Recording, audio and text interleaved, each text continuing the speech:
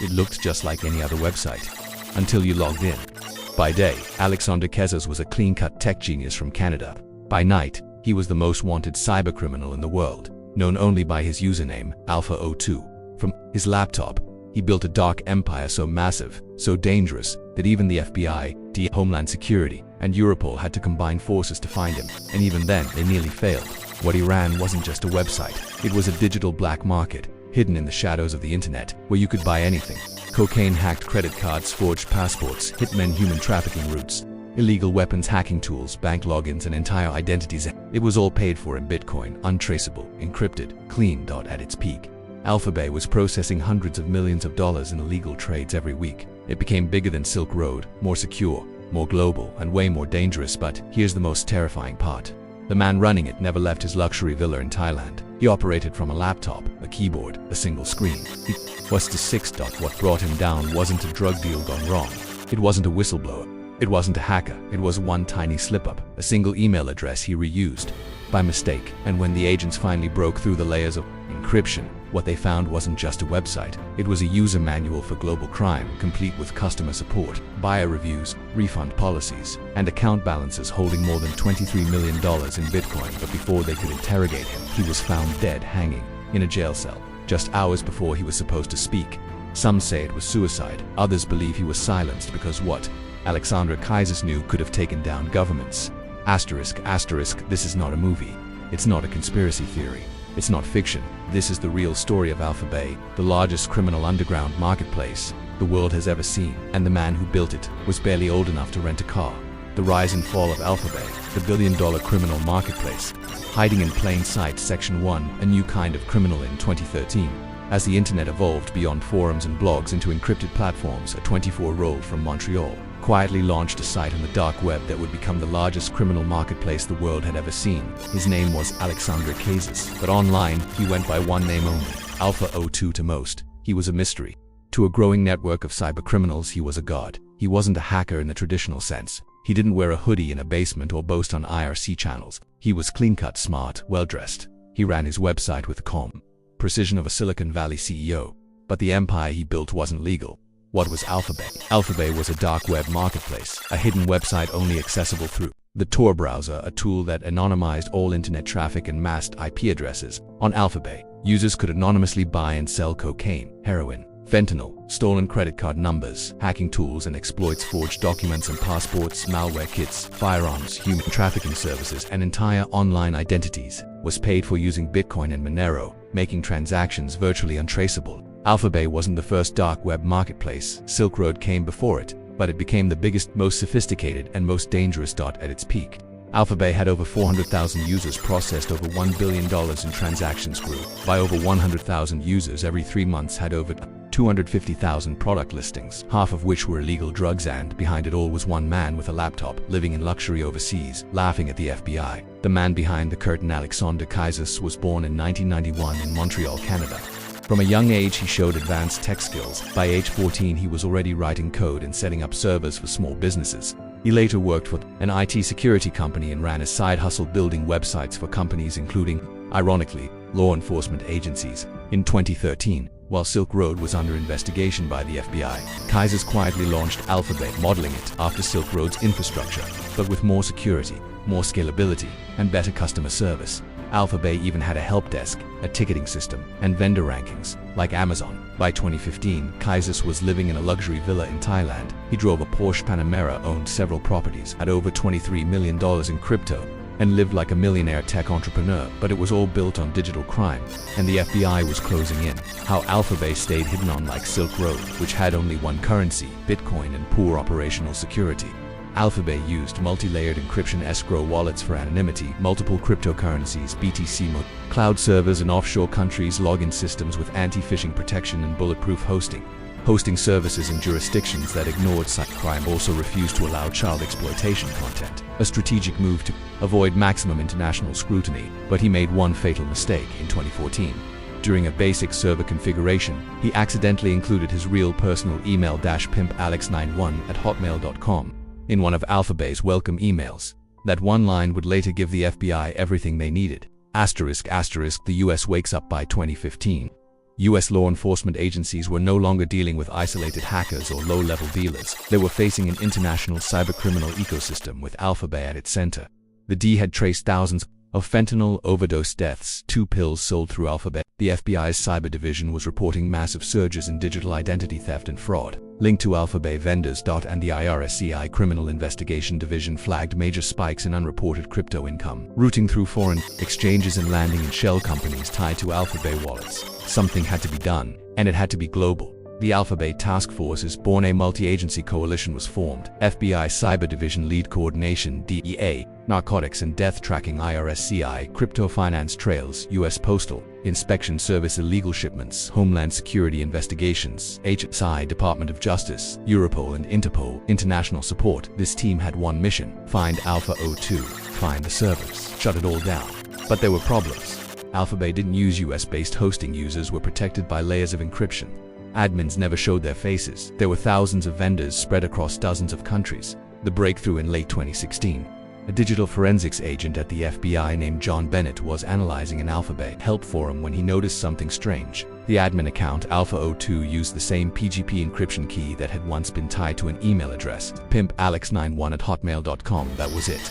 Using subpoenas, the FBI traced that email to a Canadian citizen named Alexandre Cazes living abroad. They pulled his Apple iCloud backup, his past forum posts, Bitcoin wallet records linked to early AlphaBay transactions, purchase records of luxury cars, and Ty Villasay's learned that he had no day job, owned over 10 luxury properties, moved millions in Bitcoin every month, and most importantly, used the same handle Alpha02 in other old forums before AlphaBay even launched. They had him. Thailand. The net closes. Alexandre Cazes was living comfortably in Bangkok, Thailand. He owned a Lamborghini, several beach condos, and was applying for citizenship. But in June 2017, the US requested assistance from Thai law enforcement. On July 5, 2017, agents staged a traffic stop outside his villa. As Cazes stepped outside, his laptop was open, logged into the AlphaBay admin dashboard. Thai agents snatched the laptop, copied the live session, and arrested him on the spot. It was the first time in cybercrime history that a dark web admin had been caught while logged in. The laptop, digital goldmine. What US officials found inside Cazes' laptop shocked even veteran agents. The entire AlphaBay server map, the source code for the marketplace, a list of AlphaBay staff, moderators, and vendors, access to over 1,500 Bitcoin and Monero wallets, his personal accounting ledger, net worth $23 million USD, monthly income $600,000 plus. They also found a suicide note draft and encrypted legal instructions.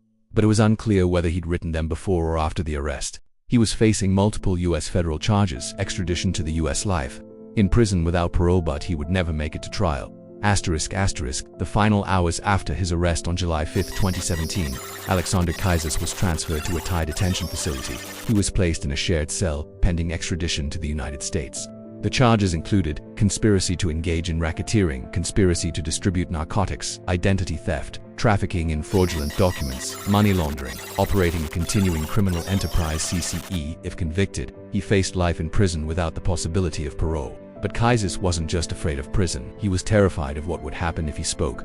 The secrecy held. Cazes controlled more than 10 terabytes of AlphaBay user data, financial transactions that connected US banks, brokers, and corrupt officials, email logs that could expose hundreds of vendors and buyers, access to international wallets storing over $1 billion in digital currency. Multiple agencies believed Cazes had backdoor knowledge of drug cartel operations, hacked identity networks, weapon trafficking routes, offshore bank setups in the Cayman Islands and Seychelles. He wasn't just a criminal, he had become a liability, one with far too much information. The death on July 12, 2017, just 7 days after his arrest. Guards found Cazes dead in his Thai prison cell. He had hanged himself with a towel from a coat hook. That's the official report. But here's what didn't add up. He wasn't on suicide watch. He had spoken with his wife just hours earlier and seemed calm. His cellmates were moved shortly before his death. No camera footage was released. His laptop had been encrypted by someone after his arrest. The suicide note was generic, typed, no handwriting, no mention of AlphaBay. Some believe he was silenced, not suicidal. Others believe he panicked and took the only way out. Either way, he died with every secret still locked inside.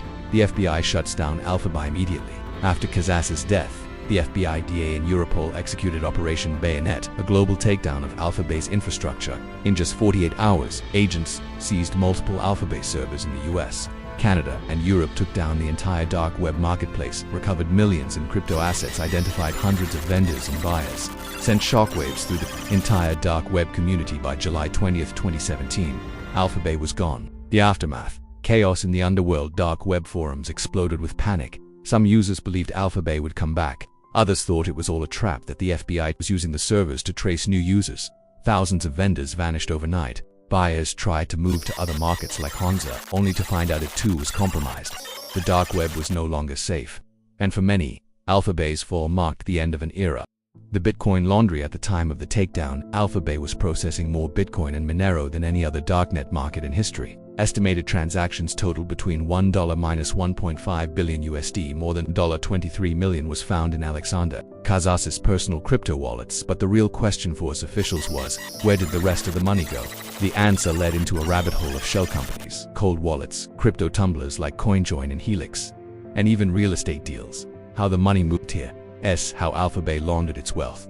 Crypto tumblers. Vendors would send Bitcoin to tumbling services that split and shuffle coins, making them harder to trace. Exchanges abroad. From their laundered coins were converted into cash via small, unregulated crypto exchanges in places like Latvia, Russia, Hong Kong, Seychelles, the Philippines. Shell companies. The cash would then move into shell corporations, listed under fake names or proxies, often registered in Panama or the British Virgin Islands. Asset conversion. Laundered funds were used to buy real estate in Thailand, Dubai, and Canada, high-end cars, jewelry, art stocks via offshore brokerages, even legitimate tech startups. In short, AlphaBay helped build a criminal shadow economy, using cryptocurrency as the foundation. IRSCI's role. IRS Criminal Investigation Division IRSCI played a crucial behind-the-scenes role in the AlphaBay takedown. Their agents tracked wallet addresses through blockchain forensics, used tools like Chainalysis and Elliptic to follow the money, subpoenaed exchanges and banks in the US and abroad, recovered millions in unpaid taxes and illicit gains. They proved that AlphaBay was more than a drug market, it was a global financial fraud machine. US indictments and sentences. After the takedown, the DOJ announced multiple indictments. Dozens of US-based AlphaBay vendors were arrested for selling fentanyl, fake IDs, and stolen data. High-volume crypto launderers were charged with money laundering and bank fraud. A handful of vendors received life sentences for overdose-linked sales. One vendor, a 19-year-old from Ohio, had sold fentanyl pills on AlphaBay that caused for confirmed deaths. He was sentenced to life in federal prison without parole. Lessons learned. The government awakens. AlphaBay changed the US cybercrime playbook forever. After the case, the DOJ launched new dark web task forces. The IRSI doubled its crypto investigation unit. Congress passed new proposals for crypto oversight and KYC regulations. The FBI began hiring white hat hackers to infiltrate darknet networks. AlphaBay proved that the future of organized crime wasn't in the streets. It was on keyboards, inside laptops, moving through lines of code and invisible wallets. Section 5. The legacy of AlphaBay. AlphaBay 2.0. In 2021, 4 years after the original site was shut down, whispers began to spread across underground forums. A user claiming to be Disnect, the former number 2 admin of AlphaBay, announced the return of the marketplace. He said it would be bulletproof, hosted entirely on I2P, a more anonymous alternative to Tor with zero Bitcoin support. Only Monero, a fully private cryptocurrency, no more escrow wallets, only direct-to-vendor transactions. Impossible to shut down. Was it real? Was it a trap by law enforcement? Or was the Underworld simply trying to reclaim its throne? To this day, the AlphaBay 2.0 relaunch is debated. Some say it was just a phishing site. Others claim to have used it. But one thing is certain: the legacy of the original AlphaBay changed the internet forever.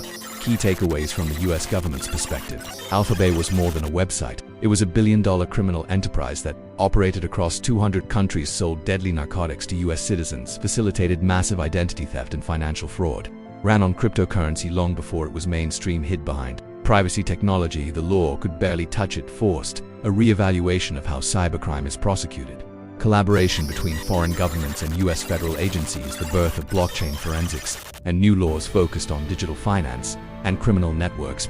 The psychological side. What made Alexandre Cazes different was not just his coding skills, it was his detachment. He wasn't violent, he didn't see his users, he never handled the drugs, he simply built the platform, collected fees, and got rich. It's the same logic used by Wall Street execs who crash economies. I didn't make the product, I just moved it. And that's what made AlphaBay so chilling. It proved that the most dangerous criminals might never touch a weapon. All they need is Wi-Fi, For the US true crime record books, AlphaBay became the largest darknet takedown in history, the first time a global admin was caught logged in a test case for how America would handle digital crime syndicates. The lessons learned continue to guide FBI and IRS CI cyber units today. Every new investigation into fraud, laundering, or crypto crime can trace roots back to Operation Bayonet, the AlphaBay bust. Closing words: what started as a harmless online marketplace built by a 24-year-old tech genius ended with overdose deaths, federal indictments, and an international war on digital crime. Alexandre Cazes thought he was untouchable, but in the end, it was one tiny email address entered by mistake that brought down his billion-dollar kingdom. In the end, AlphaBay wasn't just a website. It was a mirror, a reflection of how far humans will go for power, profit, and anonymity. Alexandre Cazes never fired a gun. He never touched a single pill. But the system he created helped traffic weapons, poison cities, and destroy lives across the globe. He made millions, but he died in a prison cell at 26 alone, in silence, and surrounded by secrets that likely died with him. What's terrifying isn't just that AlphaBay existed, it's that another one will rise again. Smarter, more encrypted, more dangerous, because crime never sleeps. It evolves. Now we want to hear from you. Do you think Alexandre Cazes acted alone, or was he just a puppet in a much bigger system? Are anonymous online markets a public threat, or just the future of unregulated freedom? And do you believe he really took his own life, or was he silenced? Drop your thoughts in the comments below. We read everything. And if you found this story shocking, disturbing, or eye-opening, make sure to like this video, subscribe to America's Hidden Crimes, share this with someone who still thinks the dark web is just a myth, and check out our other full-length deep dives into America's most buried criminal stories, because the deeper you dig, the darker it gets.